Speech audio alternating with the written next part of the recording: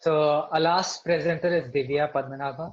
She is going to be presenting a book review on the experience economy by Joseph Pine II and James H. Gilmore. Okay, so she's a second year MDes interaction student at IDC. Okay, so Divya, you can start. Okay, can you see my screen? Is my Yes. screen visible? Okay. So good evening, everyone. My name is Divya, and I'm an interaction design student from IDC School of Design. And today I'm going to speak about the book called The Experience Economy. I'm going to review it, but also talk a little bit about it. So the Experience Economy was first published in 1999, so it's a relatively old book. It was published by Joe Pine and Jim Gilmore. It was published by the Harvard Business Review under the genre of economics. I have the latest edition, which was published in 2011, and the book is 352 pages long across 10 chapters. So about the authors, there are two authors to this book, which are B. Joseph Pine II and James Gilmore. So both of them are based out of America. They co-founded a strategic design firm called Unique Horizons, which is based out of Ohio in USA. They both have written books independently and with other co-authors, and they also teach at universities to management students. About the contents, today I would be going over the structure of the book, the 7 key principles that I liked from the book, and thirdly, like my review, whom is it for and why should you read it? If you look at the book itself, the book uses theater as a premise to talk about the various strategies that you can create for your business company or your brand. If I remove all the words that are related to the word economy, it almost starts to look like a book about theater. So they take a lot of elements of dramatics and then try to put that into how you can create strategies to make your experience for your customers better. And the main structure of the book is such that there are 10 chapters, and each chapter has a problem statement of some sorts. Then they have a theory or a framework that they propose, and they sort of build case studies with solutions, and they sort of reinstill what the theory or the framework means so that you can understand it better. And it becomes more practical in approach. So I would be talking about 7 principles, as I mentioned, and I'm sharing those principles because I think they were very interesting. And I would conclude with my thoughts on the book. Coming to the first principle, so experiences are as distinct from services as services are from goods. The most obvious question is, what is the experience economy? Now imagine you have to drink a cup of coffee. In the commodity economy, you would go to a coffee shop. You would go to a shop, buy coffee beans, roast and grind them, and make your own coffee at home. In the goods economy, you might go to the shop and directly buy ready to make coffee powder, and then you brew it at your house. In the service economy, there's a service like Zomato or Swiggy that delivers that cup of coffee to your house.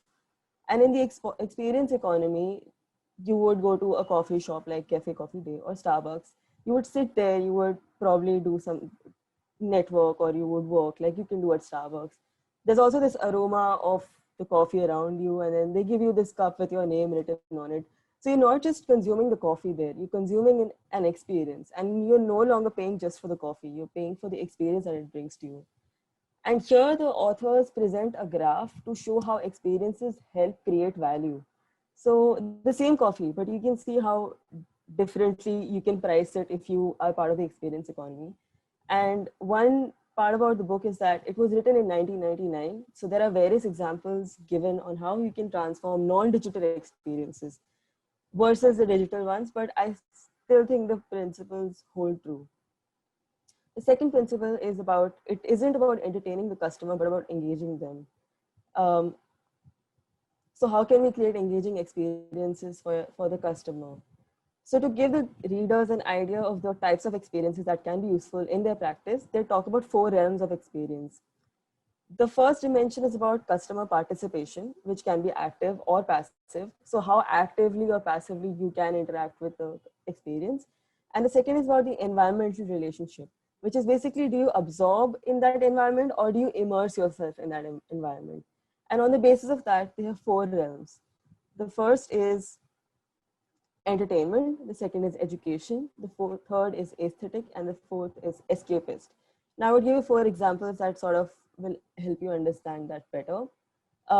Entertainment is something like a movie. You can absorb it sitting in a theater and you passively absorb it, but it's still an experience. Education is something that you can actively participate in it, but you're still absorbing it. You're not contributing anything from your side apart from questions. The third is Hard Rock Cafe, which is a completely aesthetic sort of experience. You sit there, you feel like you're part of rock musicians. There are rock songs going on. There are these legendary guitars. And the fourth is something like Disneyland, where you feel like you're part of a different world altogether, where you don't feel like, you feel like you're immersed in that sort of environment. And then they say that the best sort of experience is when you combine all 4 of them, and that is the best sort of experience that you can create for your customers. Now, the third principle is that says that every experience has a theme, whether or not intentionally, whether or not designed well, whether or not executed thoroughly and rigorously. The authors came up with the acronym called theme, which revolves around the central idea of theming the experience. So being an interaction design student, I also understand themes to be typefaces, color schemes, UI elements of a certain project. And what the authors mean to say by theme is to pay attention to detail, to every aspect of the experience, so that at any moment, it does not look fake or staged. So basically making your entire experience seamless of some sorts. Now, the acronym basically stands for theming your experience. Harmonize the theme with positive cues, eliminate negative cues from the theme. Fourth is memorabilia, which extends the experience. And the fifth is engage all 5 senses in your theme. Now, as I already said, that this book is a little old and they don't talk about digital experiences, but as part of physical experiences, all of these make sense. And the one that really stood out for me was memorabilia, which the authors say that evoke nostalgia and extends the life of the experience till the time you have that memorabilia. So one example is McDonald's, where you go to grab a snack, but you get a toy with it, right? So that extends the experience of McDonald's beyond just having a meal over there. So this Happy Meal became a very integral part of a lot of childhoods. And you evoke nostalgia when you go back to McDonald's. And the second is an example of Google Photos. So they take images and then they tell you, oh, this happened 4 years ago, this happened 5 years ago. And that also evokes a sense of nostalgia that I had this phone and I took this picture with that phone and I was there. And that gives Google Photos an edge over its competitors. And same with Happy Meal toys over, McDonald's over KFC or other fast food restaurants. So they provide an experience that's beyond the time that they're actually there. Um, Now, one question that pops up is, what about places where they don't offer memorabilia? For example, ATMs or grocery stores, right? So what memories could you associate with it? So the authors have a really simple answer to it that says that authors simply say that such places simply do not offer something that anyone wants to remember, but there are opportunities there as well. And they just have to look into it. So if there's a grocery store that you've been visiting as a child, maybe that could be leveraged as something that can, give a unique experience versus other grocery stores. So it's up to the creators of the ATMs and grocery stores of what experience they want to provide and why you should choose them over the competitors. The fourth principle is variety is not customization. Customers do not want choice. They want exactly what they want. So the question they ask you is, could you provide a unique experience to every customer? So if you provide a unique experience to every customer feels like they're privileged. And then there would be no one size fits all. And then you would also feel special from the rest of the people, right? But it's also complicated to do that if it literally caters to everyone, right? So the authors propose a model here. So it's called mass customization. So the model is called mass customization, and the word mass and customization are sort of dichotomous in nature as they mean two different things. But the authors, what they want to say is that you can create a modular system where you can pick and choose different standardized modules and combine them in different ways to easily cater to your customers.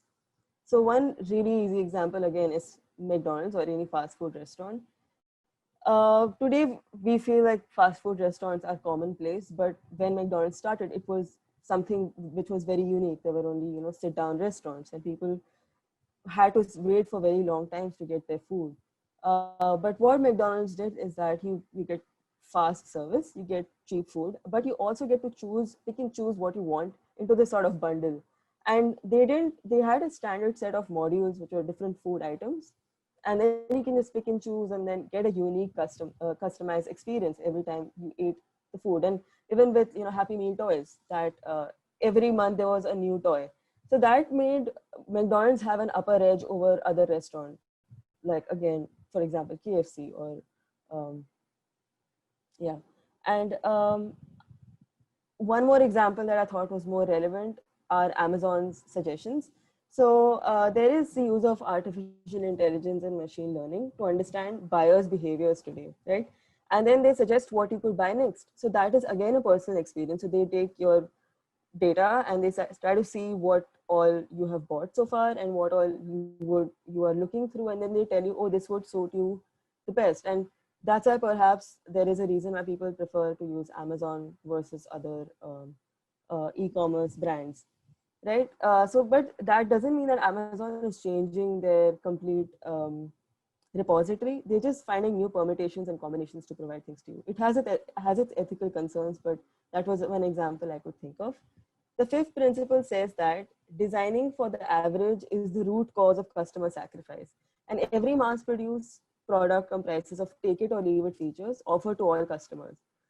So once you design for the four realms, you theme the experience, and there's mass customization. Is there a way to measure your work? Is there a way to sort of justify what you're doing and why you're doing? So they propose these three metrics of some sorts: customer satisfaction, customer sacrifice, and customer surprise. A customer is satisfied when the perception of what they get matches what they had expected to get. So if you buy a shoe online, you would have an expectation of how it looks. When it actually arrives to your house and your perception of it in your hand is lesser than what is expected, it is satisfaction.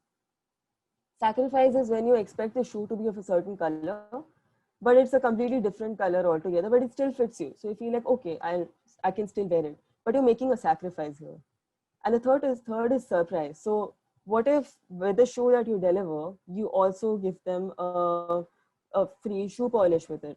So you basically make the shoe more long lasting in some sense, right? So you're extending that sort of experience and surprising the customer. So there's a higher chance that the customer would return to buying your product more often. And basically the authors say that to reduce sacrifices in customers, it is important to hear the customers out, and it is important to know what are the pain points, which is quite synchronous with what we do in user studies as well with in interaction design. And we try to see what are the real pain points of the people and not giving them things that they don't want. Then the sixth principle is there's no earthly value more concrete, more palpable, or more worthwhile than achieving an aspiration for a person. So in this figure of the consumer price index by the economic offering, you can see that goods, commodities, services, and experiences are, they have a high CPI, but then there is something called transformations, and that's the next paradigm that the authors predicted, that after all of these get exhausted, after even experiences become commonplace, when everyone is providing experiences, there is something called transformations. And they bring up a very interesting line here, and that says customer is the product. So this basically means that the company is not selling anything to you per se, but it's just providing goods, services, and commodities to improve the customer themselves. A very interesting example here was CCA. So it's called the Corrections Corporation of America. So that's a company that owns and manages private prisons. Now we have an image of how a prison works. And what CCA basically did is that they upskilled prisoners and taught them how to read and write. And they prepared them for a world outside of the prison setting.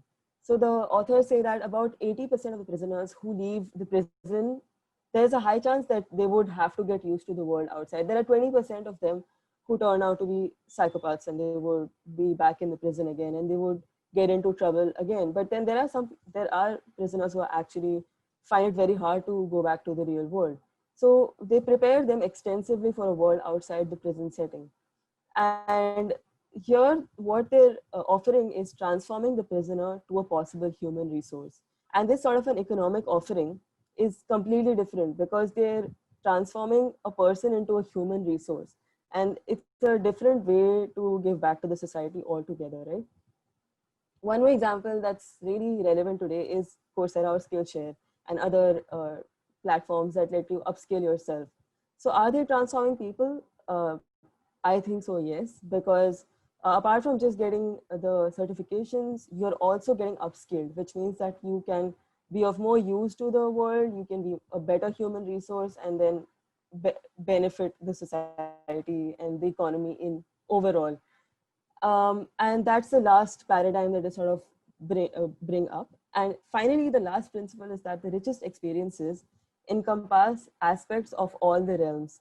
So you have all the five realms, you have goods, services, commodities, transformations, and then you sort of you understand how to synthesize them together and provide the best possible outcome out of it. Now, my review of what I liked about the book was that there are really detailed models that lie in the intersection of business and design, and it's very readable. It never bores you. It's got the genre as economics, and economics can get a little, let's say, very theoretical sometimes. But this book is very readable. They have a lot of examples. The examples are also relevant, so you can easily relate to them. And then it also makes you look at experiences in the real world in a different way. So after I read the book, and I took an elective called service design, and automatically saw things in a very different way because I had read the book. So it's almost like a textbook sort of book. What did not work for me was that there were way too many American examples, and I don't blame the authors for it. But contextually, I found it a little hard to relate to some of them. And some chapters have very obvious examples, so it becomes very repetitive at times. But I think it's okay. Like if you look at an overview of the book, it all sort of comes together in the end. If I had to recommend it to someone, I would recommend it to service designers, system designers, entrepreneurs, business developers, strategic designers, and UX designers. I think that anyone can read this book because it's very readable. But I think that these professions or students or people who are involved in all of these domains, they would highly benefit from reading this book. And I would rate it 4 out of 5. Thank you for listening, and I'm open for any questions and feedback and comments.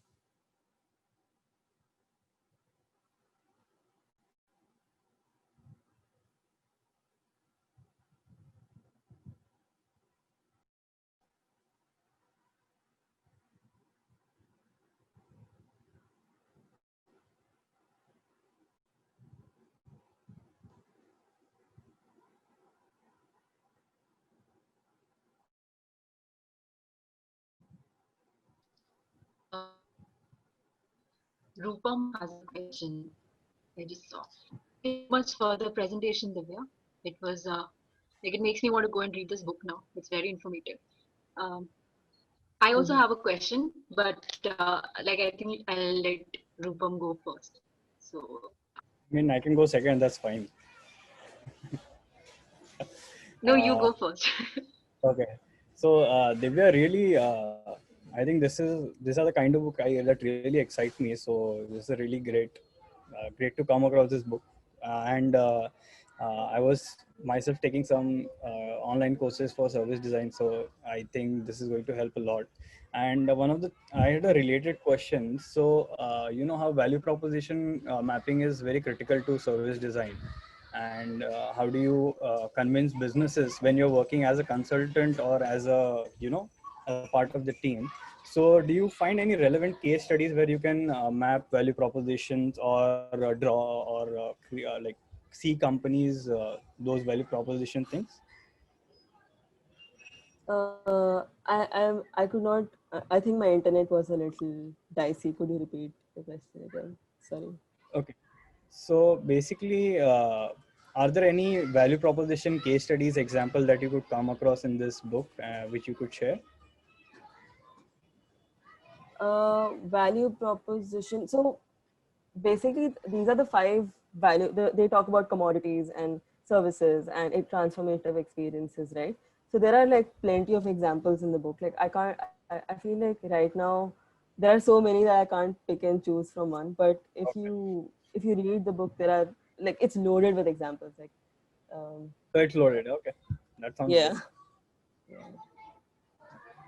So I'm going to pick this up. yeah.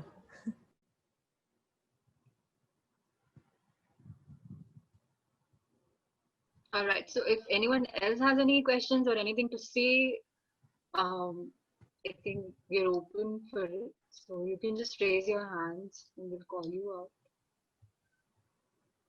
Amit, would you want to say anything? I thought Anjali was going to ask the question. Okay. So anyways, thanks, Divya.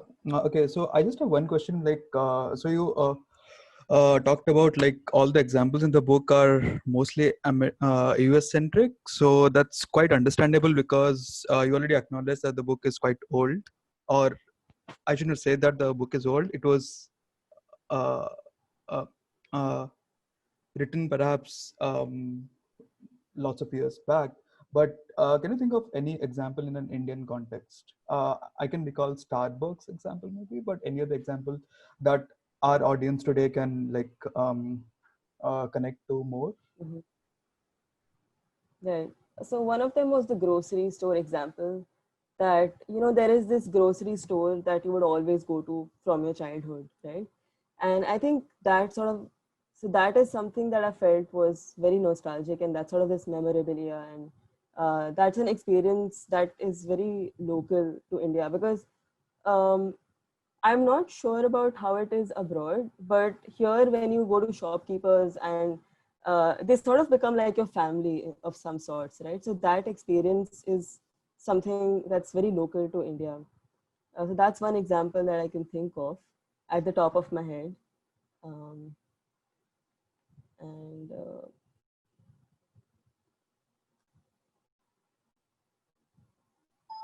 Yeah, actually, I was also thinking in very similar lines. Um, mhm, like when you're talking about the grocery store, it reminds me how of how Big Bazaar is. mhm, The whole how it is. They came up with Big Bazaar and the whole the branding of Big Bazaar. So they try to put that local Indian market, the chaos, a lot of mhm. stuff, um, all those things there. So yeah, I mean, yeah, the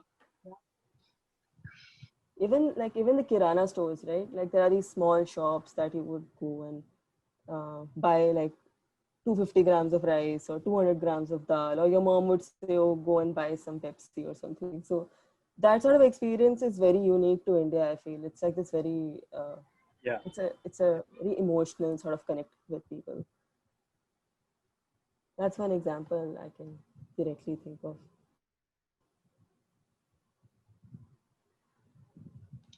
I also have a question, Divya.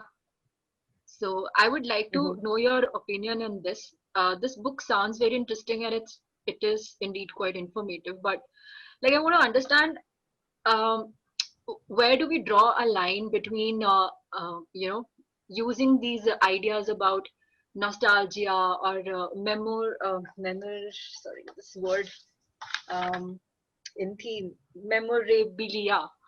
So Yeah. you like people come up with these words and they try to provide services, but do you think uh, there is a line that people should not cross, um, Mm-hmm.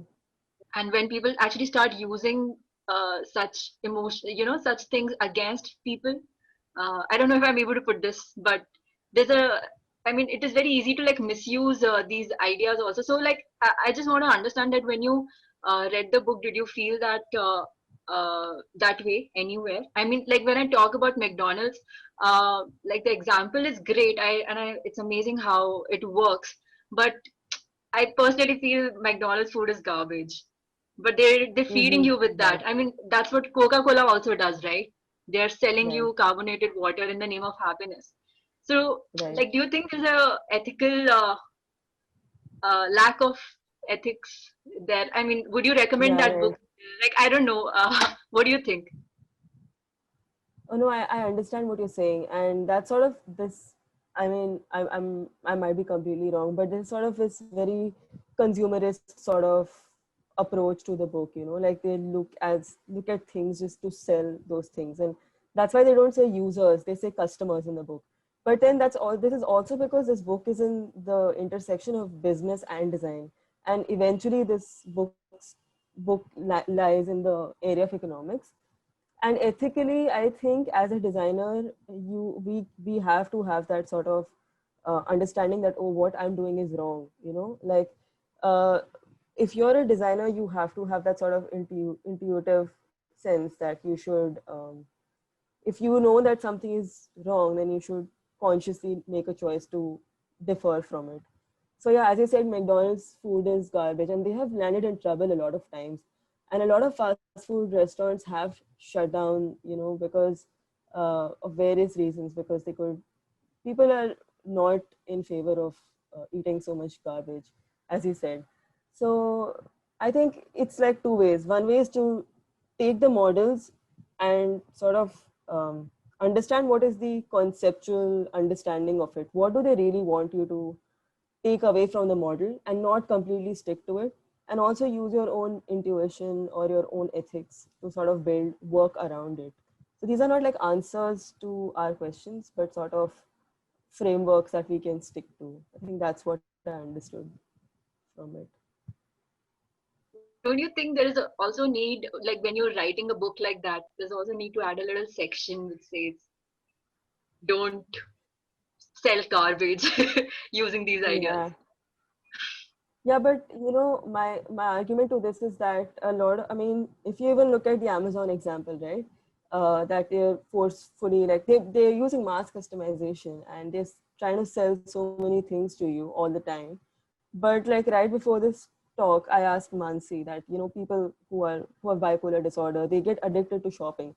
So that's a conscious choice that we have to make to understand where to draw the line. And the authors, they don't explicitly state it, but I think it's something that we should infer from our own understanding of the book. All right, thank you.